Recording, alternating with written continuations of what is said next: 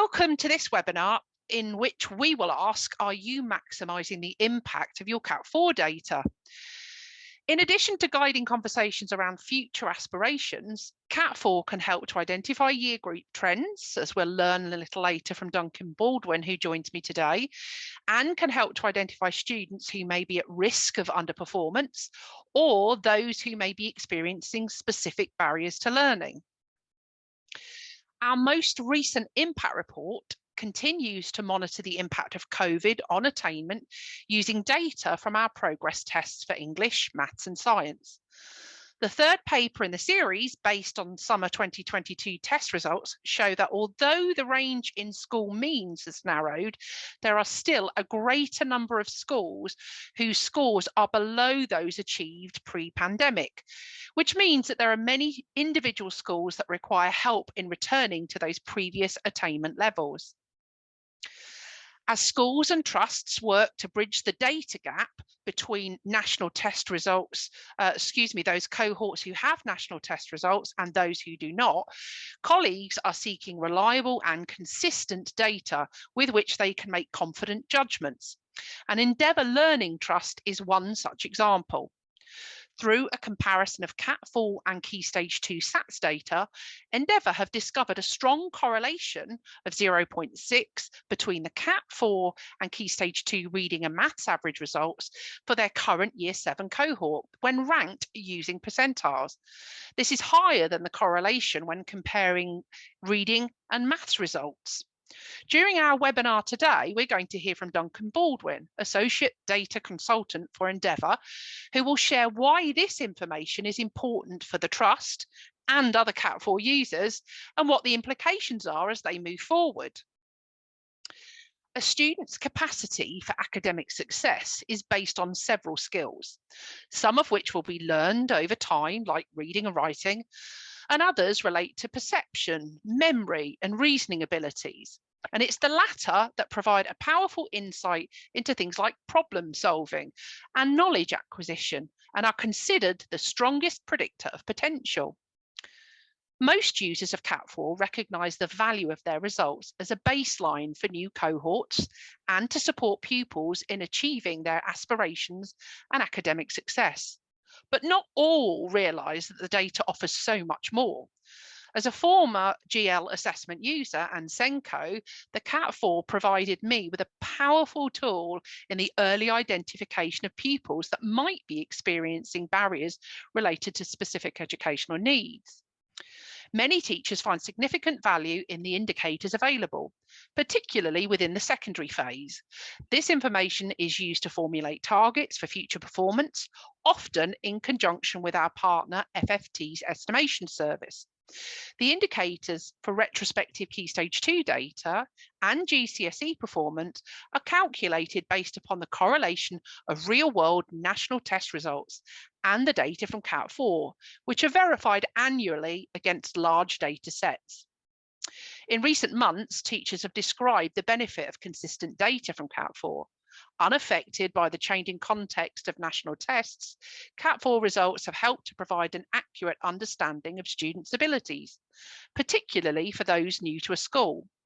Colleagues are able to make confident judgments about teaching and learning and can quickly identify vulnerable students, leading to responsive adaptations and personalised pathways. It's my pleasure to be joined by Duncan Baldwin.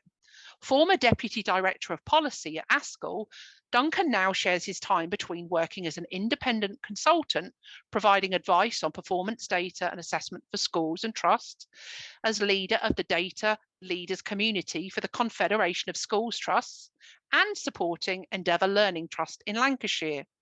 He's a long-time advocate for the benefit of standardised assessments, and in particular CAT4.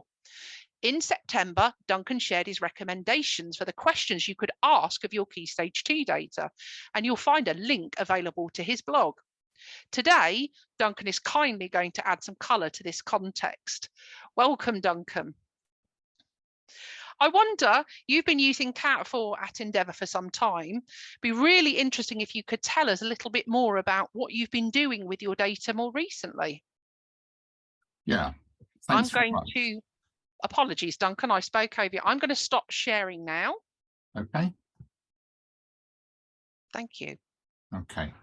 Thanks very much indeed, Emma, for that kind introduction. And let's first of all just give colleagues who are looking in a little bit of background as to why at Endeavour we're using CAT4 assessments and how we're using them and why.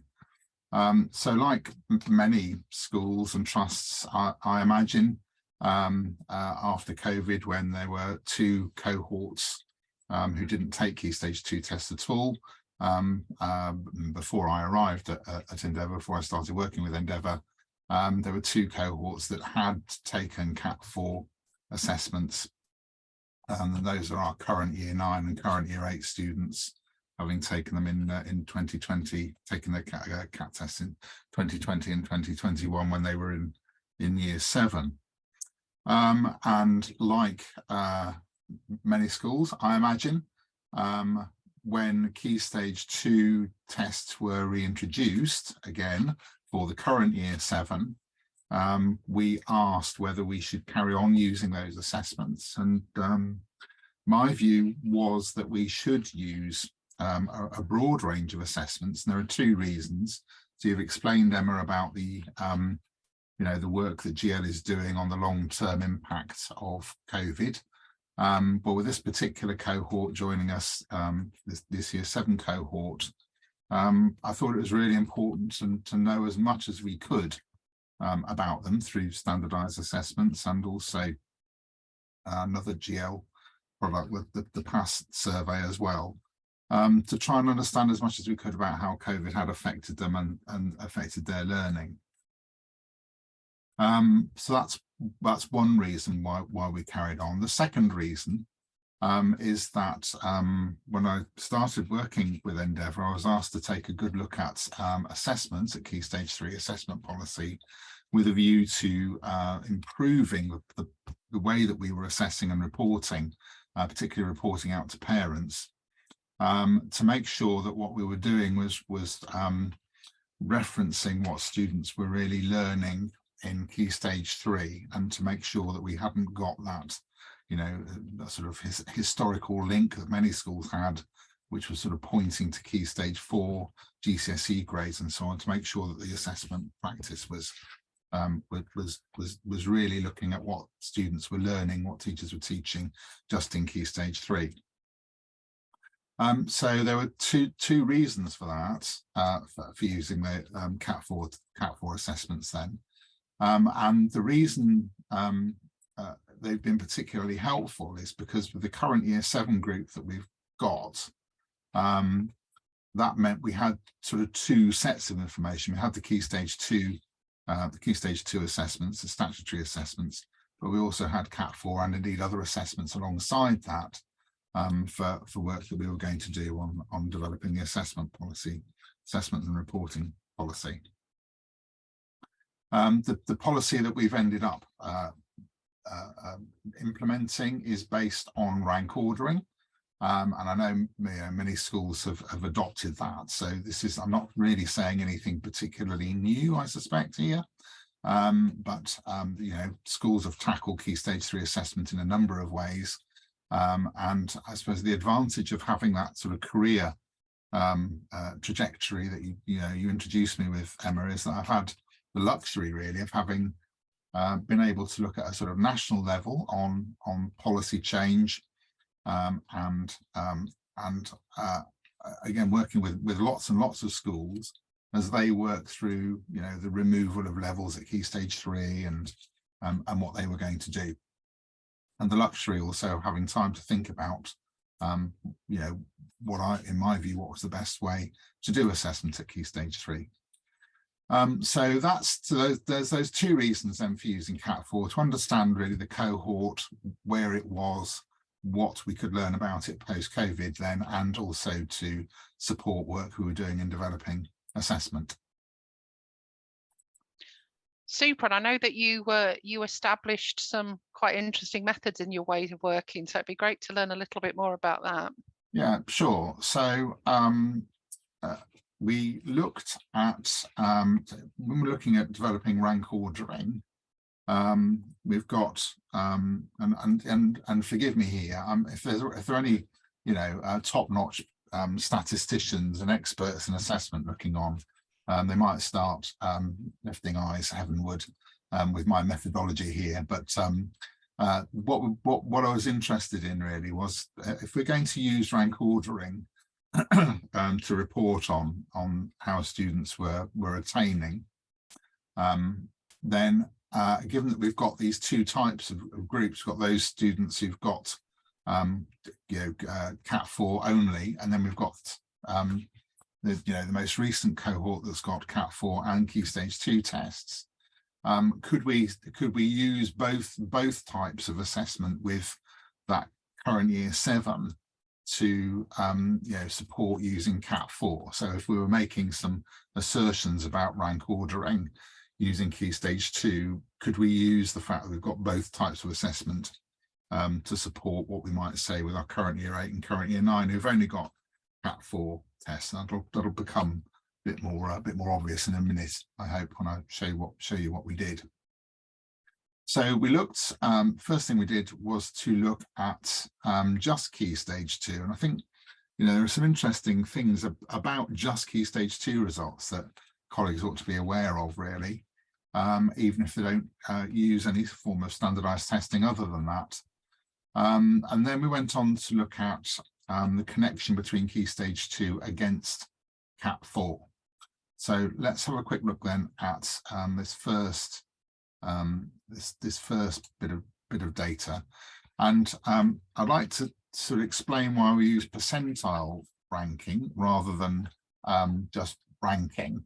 There are 4 secondary schools at Endeavour, and they've all got different cohorts sizes. They all have different numbers of students.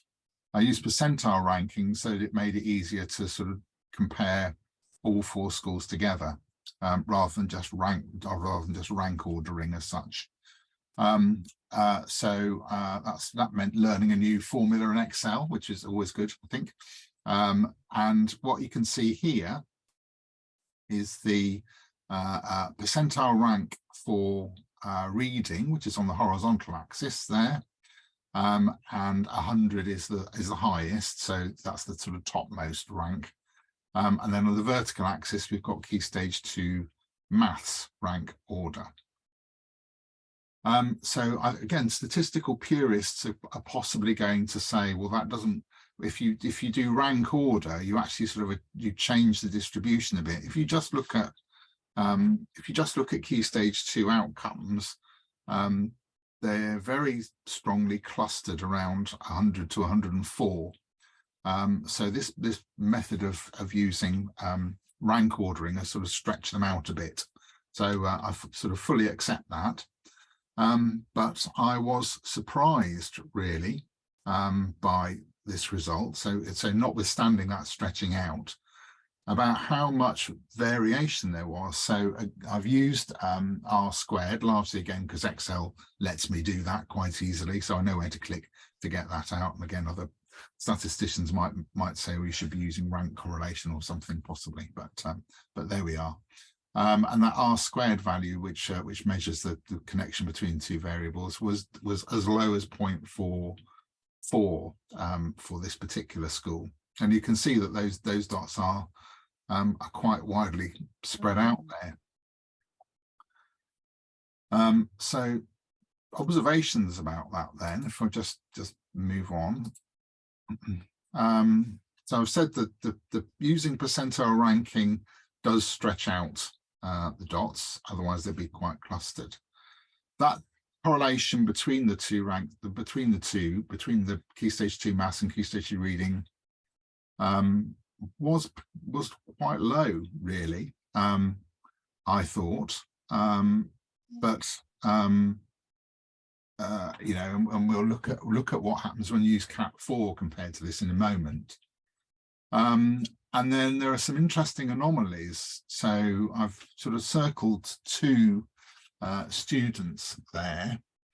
So we've got the one in the bottom right-hand corner has got a very high, is a long way up the rank order in maths.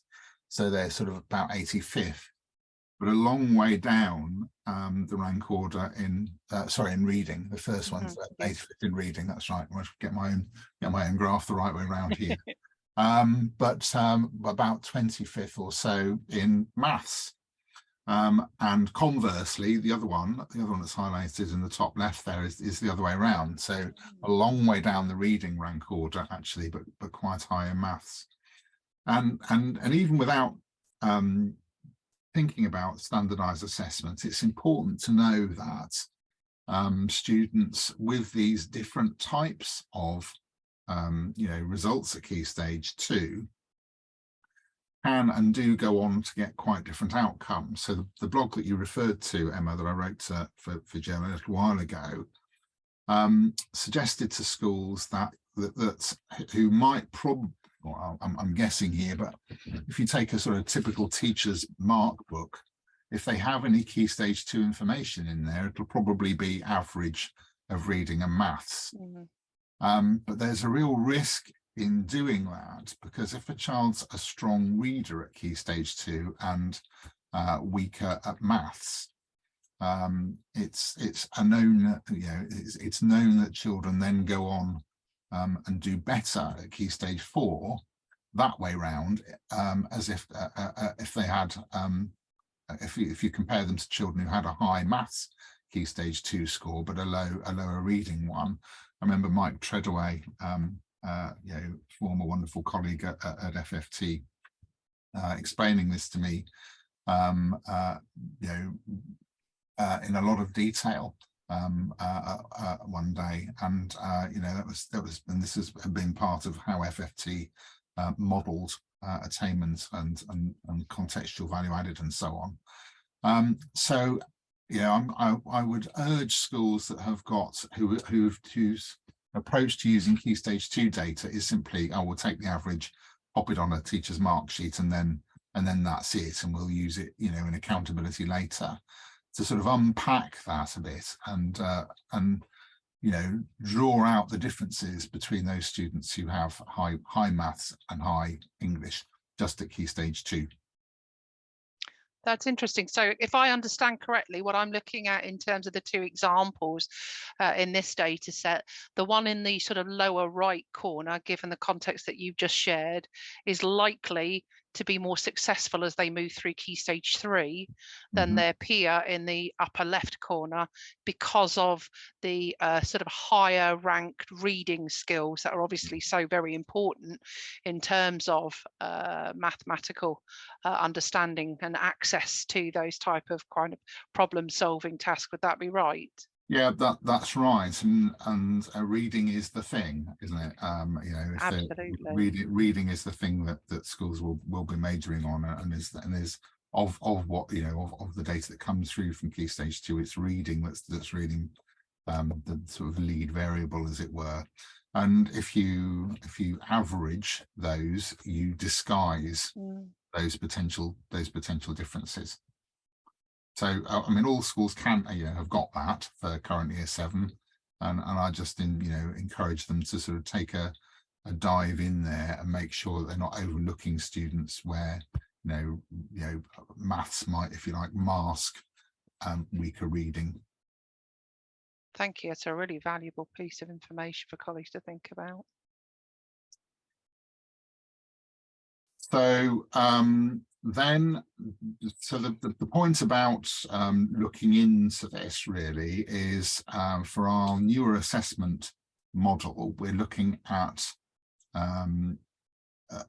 children's attainment from the point of view of the order they arrived in the school, if you like. So I said earlier that I was anxious to make sure that we had an assessment scheme that was focused on Key Stage 3 only, and wasn't sort of pointing forward to estimated grades and that sort of thing, or flight paths. But you can't sort of ignore the spectre of accountability completely. And so these year 7 youngsters that we're whose data we're looking at here now, assuming that progress 8 stays around for another 5 years, they're going to have progress 8 scores, and the order that they are there, that they arrive in, if you like, is based on Key Stage 2 average. So looking at this graph here, which is Key Stage 2 average rank on the vertical axis. I don't know, can you see my mouse moving? Yes, up there? we can. So this is the rank order that Progress 8 will use. So children here will have lower prior attainment compared to children further up the axis there. But this time we're plotting average Key Stage 2 score. That's the average of reading and maths. On this axis here, we've got the CAT4 average, and that's taking all of CAT4. So it's taking all of the components of the CAT4 assessment. For anybody who's unfamiliar with CAT4, there are now 4 components of it, 2 of which actually match the Key Stage 2. And initially I was tempted to use just the verbal and the quantitative part of the CAT assessments when I was thinking about this. But having had a discussion with GL experts about how CAT4 is linked to GCSE outcomes, as you explained a bit earlier, Emma, it's actually the total CAT4 package that's the best best predictor of future outcomes. So although I was sort of tempted to unpick it, we've actually got the total CAT4, which covers verbal and quantitative and spatial as well, doesn't it? Yes, and non-verbal being the 4th area, just in case any yeah. colleagues were uncertain about that. And it's that sort of total package that's strongly, most strongly correlated against future GCSE outcomes. What I was trying to get to in this graph really was, we've got those two. In order to sort of get our assessment policy landing, we've got those cohorts that have got only CAT4 data, the current year 8 and year 9 from where speaking today. But we've got Key Stage 2 data and CAT4 data at Endeavour for those students in current year 7. So can we make some assertions about using CAT4 rank ordering compared to Key Stage 2 rank ordering? And so what we've got here then is the same percentile ranks. And what I was interested in really is, if we look, say, in this part, do we find that children end up in broadly the same ballpark, if you like, or the same? These are actually 5 quintiles. They divide the population up into chunks of 20% here. So children in that box there are in the top 20%, whichever you use. So they're in the top 20% by average Key Stage 2 test, and they're in the top 20% by CAT4. So from the point of view of rank ordering, which will ultimately be reported in quintiles, I think, I'm sort of pleased, I suppose, if you want to put it that way, that the 2 assessments are matching here. They're sort of picking out broadly aligned, the same students. And you can see, if you just remind ourselves of this one, which was just Key Stage 2, okay, where the correlation, the correlation between these 2 percentile ranks was down at 0.4. You can see that the correlation here is actually much tighter. We haven't got dots over there, and we haven't got dots over here, and they're sort of in the right place. Absolutely. Now again, I think the professional statisticians out there will be going, well, yeah, you're averaging, and averages are better behaved, so you'd expect them to be more closely linked. Well, yeah, I fully accept that, but the question I'm trying to answer here is, am I on reasonably stable ground? Can I be reasonably confident if I use a CAT4 rank order, compared to a Key Stage 2 order, bearing in mind we only have CAT4 orders we only have CAT4 for two of the cohorts. And my conclusion to that question really is yes. You don't expect them to be a perfect match because, you know, they're not assessing the same thing. They're taking different times, different forms of assessment and so on. But the link here is strong enough, I would say, that you can be confident that broadly speaking, these two assessments give you the children in the same order or a similar order. And you know, that you might expect a little bit of variation. But again, I've flagged up. So having answered that question, you know, we're probably okay using CAT4 to do, you know, to do reporting based on rank ordering. The fact that we have got these two sets of data for current year 7 lets us do more, because these two children that I've flagged here are again sort of outlying in where they sit in the two different assessments. We've got this child here is about 75th CAT4, but 25th rank on Key Stage 2. We've got the same issue about clustering and so on, which I've explained previously. But nevertheless, I think that child is worth some investigation, because, you know, on face value, they've got quite a lot of potential, which is flagged up by the CAT4 test, CAT4 assessments. But actually, they're quite a long way down the Key Stage 2 rank order. So that, you know, there may be a number of explanations for that. You know, they might have, I don't know, messed up the Key Stage 2 test on the day. Or they might have done, you know, particularly well. They might have, you know, clicked the right things by accident or whatever for their CAT4 assessments when they were taking those. But whatever it is, the fact that student's sort of out there, which is sort of 2 quintiles away from where we might expect them to be, is worthy of some investigation.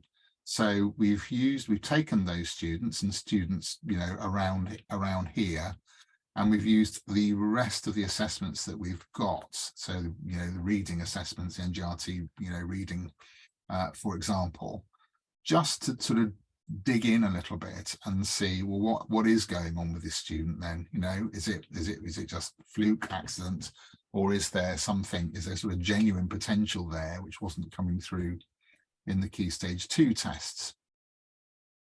And that's you know, that's what assessment ought to be about, isn't it? Really, you know, it's sort of it's asking, you know, this is raising some questions, and then we can then use some other data and other assessments to explore that. And I know we've got colleagues in English, you know, English teachers particularly in the trust, who've used this readout here to start doing that, to start investigating reading in particular with students who seem to be not quite in the right place.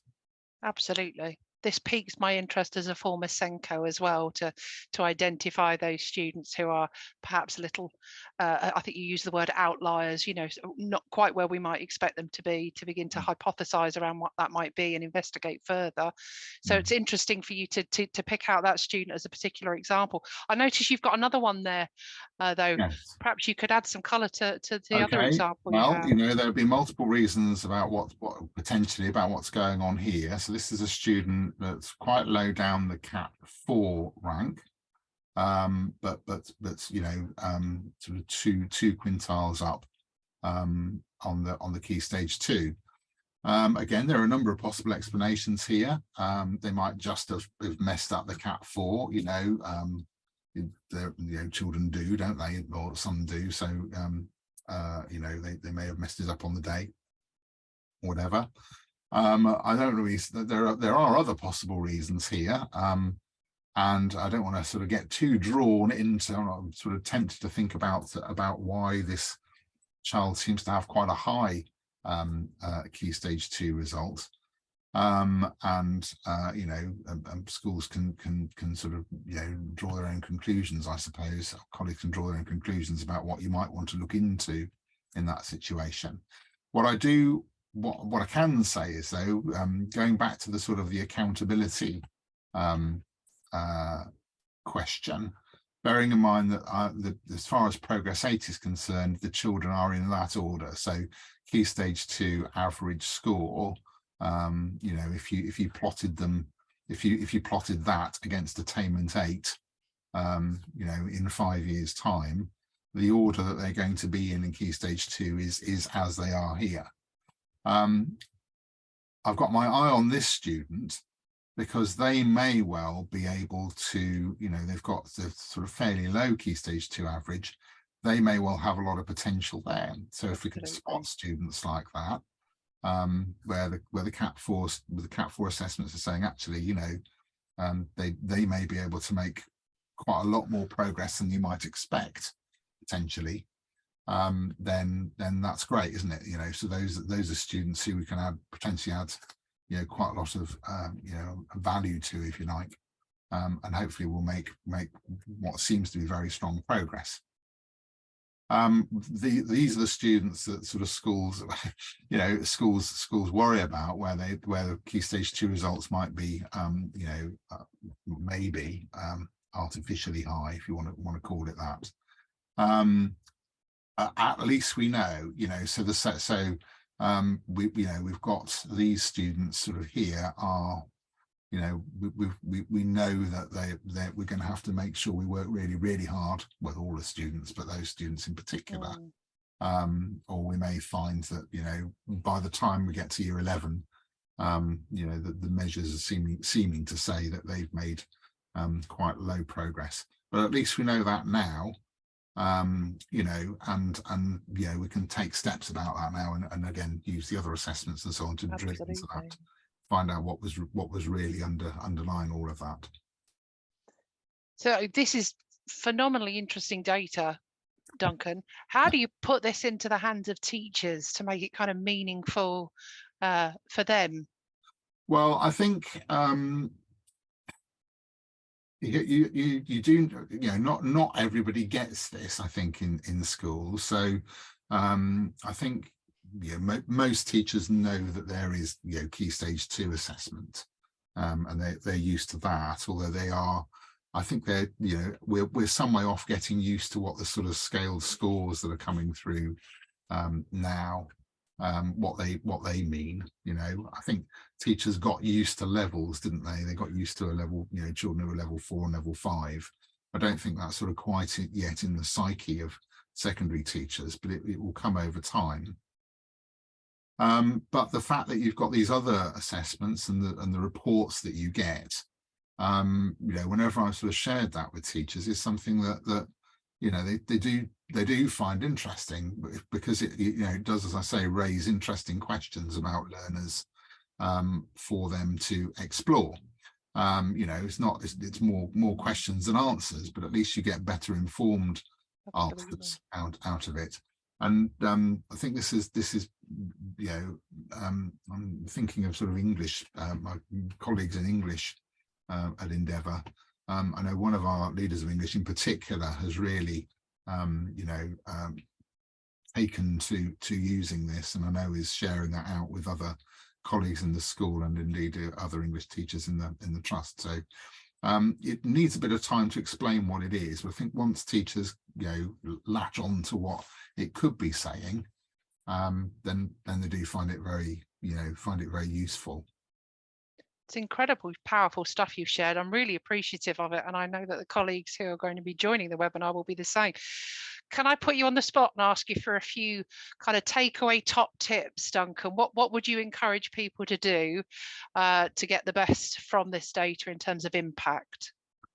Okay, so so just to sort of recap then, so even if you don't do any form of sort of external standardized assessment, do go back to your Key Stage 2 data, and you know, instead of, you know, if you've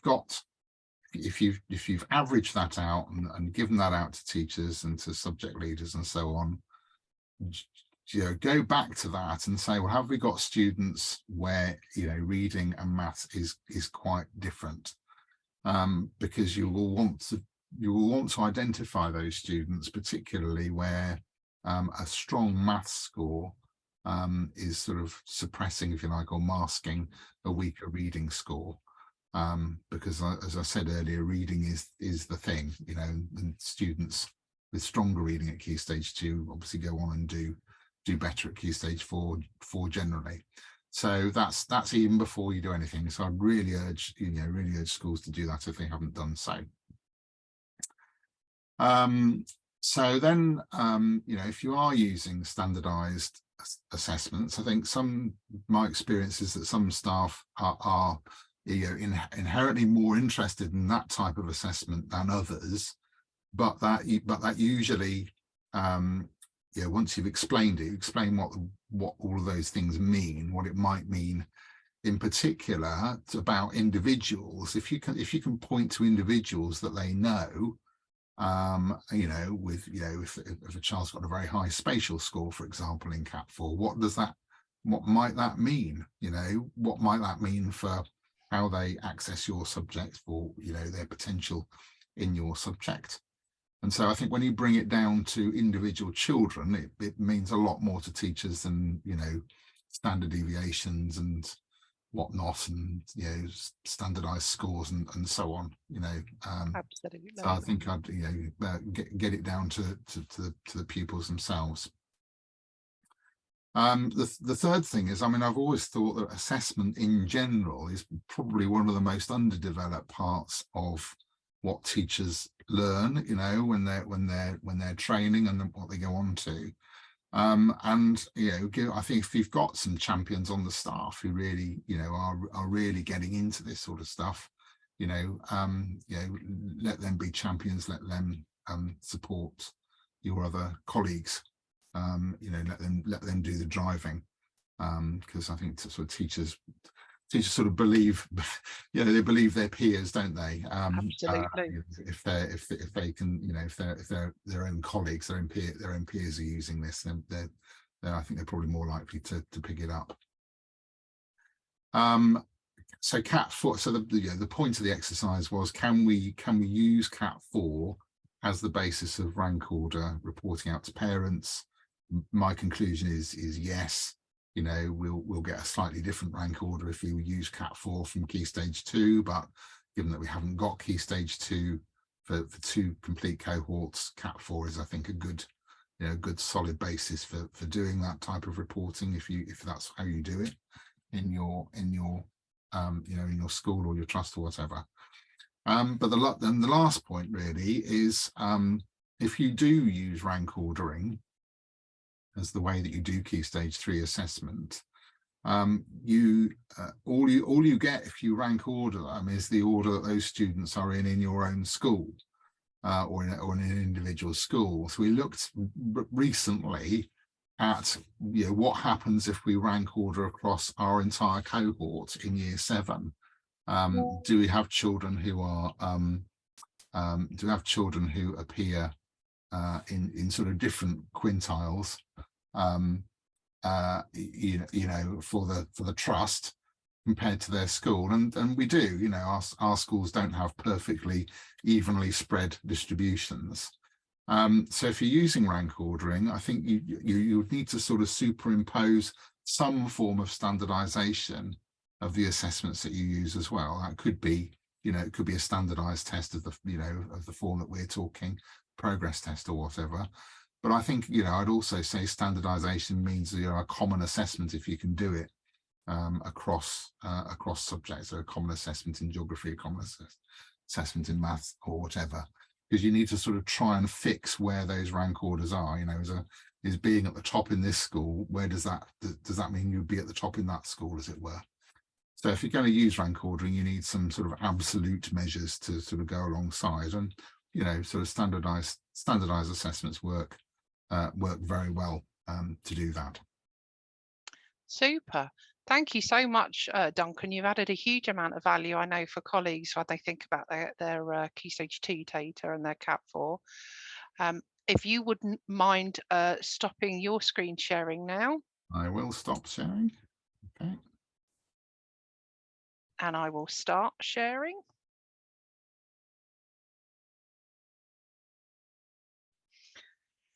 A huge thanks to Duncan again for that valuable insight from the work he's been doing at Endeavour, and they're obviously making some innovative discoveries from their CAT4 data.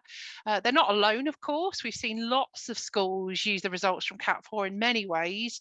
Most commonly, greatest impact is seen when colleagues are using it to do a few things, actually, to inform decisions for individual and group teaching, which Duncan gave us a great example of in terms of the data we saw represented for the cohort that he was exploring, to help students to understand their own individual profile of strengths and challenges, and how that might in fact impact their learning experience. Similarly, can also be really helpful to engage with parents and help them to understand their child's potential and how that might be best supported in a home learning environment. We know that it can be used to support setting those targets, and also to think about identifying students that might be academically vulnerable or those who are going under the radar. And we saw some of those outliers in the data set that Duncan kindly shared with us. And then thinking about the kind of curriculum areas where, depending on that profile of strengths across the CAT4 domains, those being verbal, spatial, non-verbal, and quantitative, as Duncan mentioned earlier, we can then think about designing the curriculum around that and how that might be influenced by the picture of strengths across a cohort. One of the things I will just take a moment to remind you of is that using our data dashboard and or the combination reports that are available for teachers can help you to make a direct comparison between pupils' ability and their attainment. And that sort of holistic view of data, as Duncan has already been describing today, can then be used to inform that sort of evidence-based decision for the evolution of curriculum and programs of study. Similarly, a detailed insight into the specific strengths and difficulties of individual students are going to allow you to kind of create those pathways of success with subject decisions where they can shine, and to make any adjustments. And you might be interested then in the transition conversation part of our website, where you can learn much more about those opportunities, and there's a link available there for you. So just from my perspective, in terms of encouraging you to think about what will you do next, there are a few recommendations on screen for the steps that you could take to maximise the impact of your CAT4 data. We hope that, I'm sure Duncan will say the same, that you found today's session helpful and you've got a few ideas to take away. And just before we finish, I want to say thanks again to Duncan Baldwin for sharing his time and his wisdom. Thank you, Duncan. Thank you, Emma.